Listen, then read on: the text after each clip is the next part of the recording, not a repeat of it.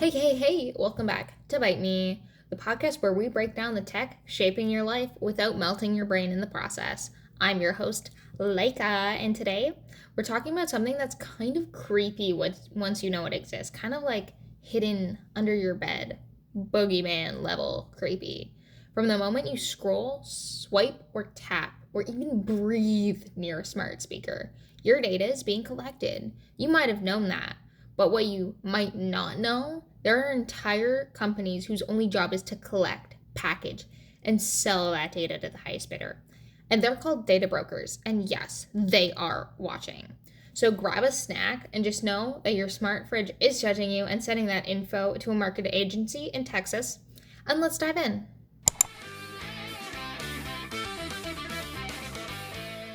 Who are data brokers? Okay, first up, what's a data broker? Data brokers are companies that collect info about you, legally, by the way, and sell it.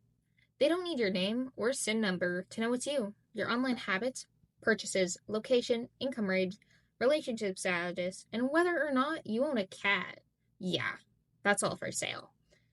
These companies scrape data from public records like property ownership or court filings, social media profiles, website cookies, app activity, retail purchases, loyalty cards. Yeah, that buy 10 get one free deal. It came at a price.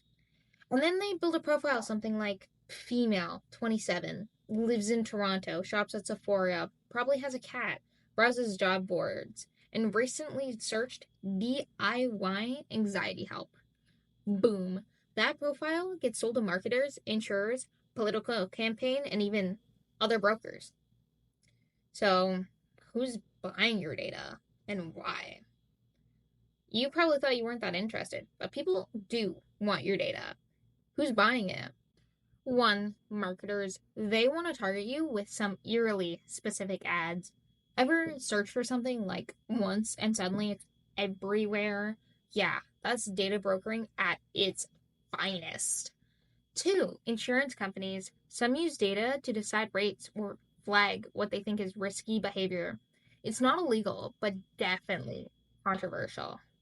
Three, employers or recruiters. Some use third party data to assess potential hires. Again, kind of sketchy, but very real. Four, political campaigns. You're probably not surprised about this one. Remember Cambridge Alexia? Enough said. Five, other data brokers. That's right, they even sell to each other. Wait, is this legal? Surprise twist.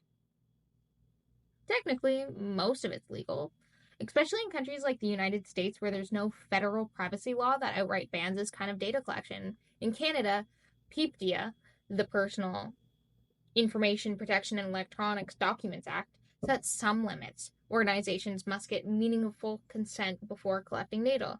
But meaningful is, well, debatable when the consent is written in a 3,000 word privacy policy.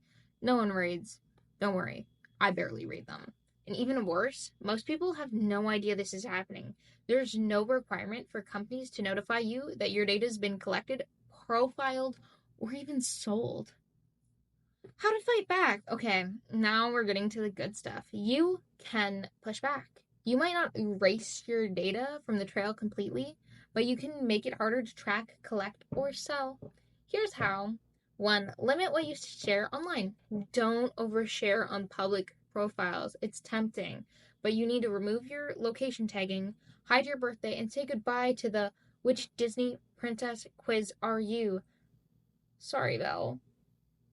Two, use a privacy-focused browser. Use browsers like Brave, Firefox, or DuckDuckGo. They block trackers by default.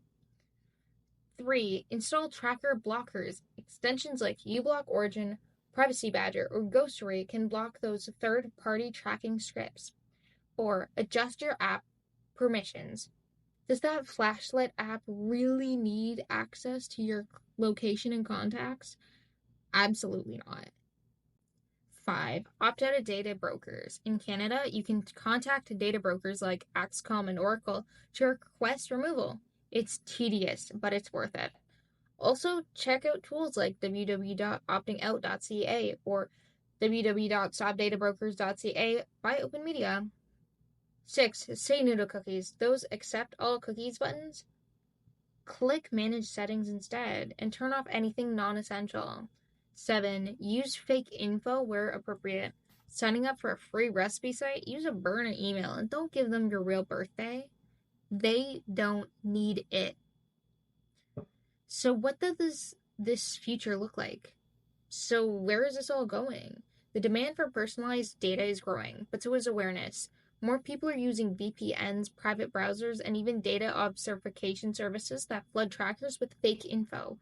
And the governments are catching up too. Europe has GDPR, which gives citizens the right to access and delete their data. California has the CCPA, pushing transparency and opt-outs. Canada is looking at Bill C-28, which could beef up security protections if passed. Still, the best defense? Knowledge. The more you understand how your data is learned, the more power you have to control it. So next time you wonder why that shampoo you mentioned is passing is now haunting you across every device, just remember, there's a data broker behind the scenes cashing in on your curiosity. But now you know how to fight back. Thanks for tuning in to Bite Me. Next week, deepfakes, digital identity theft, and why that person on Zoom might not be who you think. Stay sharp, stay private, and stay wired.